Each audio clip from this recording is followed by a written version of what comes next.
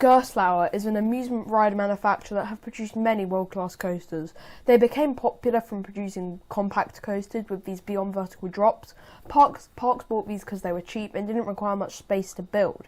However, many people don't realise how good some of Gerstlauer's coasters actually are and how they have a chance of beating out some of the biggest manufacturers like Mack Rides, Intamin and even RMC. In this video, I'm going to talk about Gerstlauer's history and how they are close to becoming one of the major manufacturers and possibly making more hypercoasters like Karen at Hansa Park, and we definitely want more of those. I think that this company is going to start expanding and maybe even start making coasters for Cedar Fair and be able to start producing lots of Eurofighters and Infinity coasters. But how did they get to this point? How did Gerstlauer become a company on the verge of industry domination? It all started with a company called Schwarzkopf, which was one of the biggest companies at the time for roller coaster manufacturing. An employee from Schwarzkopf, Herbert Gerstlauer, sorry if I'm mispronouncing that, decided to leave it and make his own company called Gerstlauer Electro. This company would provide pneumatic supplies and send electrical supplies to Schwarzkopf. In 1998, the company produced their first coaster. It is a clone of Cobra at Polton's Park. It was built at Leibniz Park Tripstrahl. Oh god, I'm probably butchering all these pronunciations. In 2003, the company also made their prototype for a massively successful Eurofighter model. It was built at Bonbonland in Sweden, and I can say that this layout is very real. It doesn't follow the usual track style of a Eurofighter, and all the elements just look wacky. This is the first try for a Eurofighter though, and definitely marks Gerstlauer as a company that, while small, could produce a great ride, and they certainly proved that. After producing a series of pandemonium clothes for the Six Flags chain, all of which spinning models, the company thought that they had a pretty good relationship with Six Flags. However, after they produced the trains for New Texas Giant, an RMC coaster, and a conversion of the old and rough wooden coaster Texas Giant, an accident occurred on it due to the restraints that Gerstlauer made, so Six Flags decided that they didn't want to work with them anymore after a lengthy lawsuit battle. Another company they'd been working with, however, was the Merlin chain. Although they had only made one ride with them so far, they knew that if they created a coaster that was perfection, Merlin would have to buy it, and then every other company would want to see their work. This resulted in one of the biggest projects that the Gerstlauer have ever made, the Smiler. This coaster is a model called the Infinity Coaster, where designers can literally do anything with the layout because the track can just be so easily flexible and stuff, and the designers went for a certain record.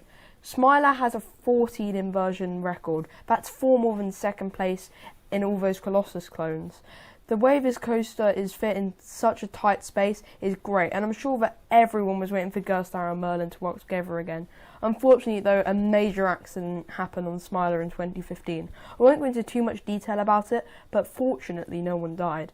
However, this did end Gerstlauer's time being a business partner with Merlin Entertainments. After a few more of these Infinity coasters were made, namely Khan at Hansa Park, the company decided to go for another world record, but this time taking it from themselves. In 2019, TMNT Shellraiser, which was a near clone of Takabisha at Fuji-Q Highland in Japan.